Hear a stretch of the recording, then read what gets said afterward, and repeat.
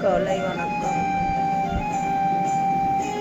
சிவராத்திரி முன்னிட்டு கோவிலுக்கு சென்று கொண்டிருக்கிறேன். அனைவருமே சிவராத்திரியை கொண்டாடுங்கள், முருகன் தரிசனத்தை பெறுங்கள். காலையில் ஏந்திரிச்சு சுறுசுறுப்பாக வீட்டில் ஒரு பாலை வச்சு வெத்தலைப்பாக்கு வச்சு ஒரு தீபத்தை ஏற்றி மனசார நம்மளை படைக்கப்பட்ட இறைவனுக்கு ஒரு நமஸ்காரம் பண்ணுங்க. நோய் நொடி இல்லாமல் இருப்போம், கஷ்டம் நஷ்டங்கள் இல்லாமல் இருப்போம். மனசார சிவபெருமானை கோவிலுக்கு பக்கத்தில் அருகில் உள்ள கோவிலுக்கு சென்று சிவபெருமானை வணங்குங்கள். வீட்டில் நம்மளால் முடிந்த பிரசாதம், பாயாசம் இல்லைன்னா பால் ஒரு கிளாஸ் காய்ச்சி சாமிக்கு வச்சு நம்மக்கிட்ட இருக்கிறத வச்சு கும்பிடுங்க. கடவுள் சந்தோஷமாக ஏற்றுக்குவார். கோடிக்கணக்கான பணத்தை கொண்டு வந்து கொட்டுறாங்கன்னா அவங்களுக்கு கோடிக்கணக்கான பிரச்சனைகள் இருக்குது. நமக்கெல்லாம் அப்படி கிடையாது. சிம்பிளாக சாதாரணமாக பால் காய்ச்சி சாமிக்கு வைங்க. பால் இல்லையா வெத்தலை பாக்கு வைங்க.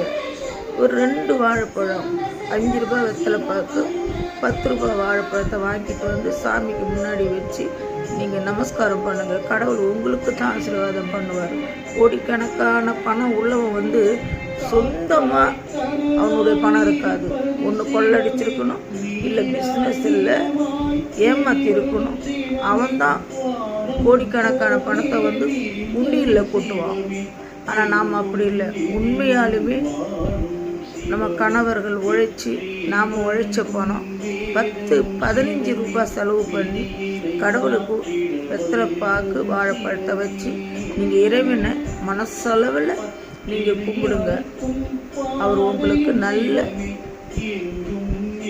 புத்தியை வாழ்த்துவார். நீங்கள் நல்லா இருப்பீங்கன்னு வாழ்த்துவார். காலை வணக்கம். இப்போ மணி வந்து 7:05 இருக்கும். நான் இப்போ வந்து வீட்டில் பூஜையெல்லாம் பண்ணிவிட்டு இப்போ நான் கோவிலுக்கு போயிட்டுருக்கேன். பேணி அக்கா அப்படி இருக்காங்க. அவங்களாம் எப்போ ஏந்திரிப்பாங்க? நான் எப்போ வேணாலும் ஏந்திரிப்பேன். இதோ 5 மணிக்கு ஏந்திரிச்சேன், தலையை குளித்தேன், சாமி கும்பிட்டேன், அலரி பூ வச்சு, குண்டுமல்லி பூ வச்சு, பால் வச்சு, வெத்தலைப்பாக்கு வச்சு,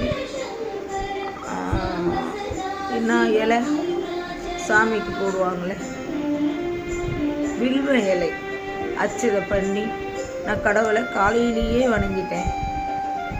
நாம் அவரை வணங்குவோம். அவர்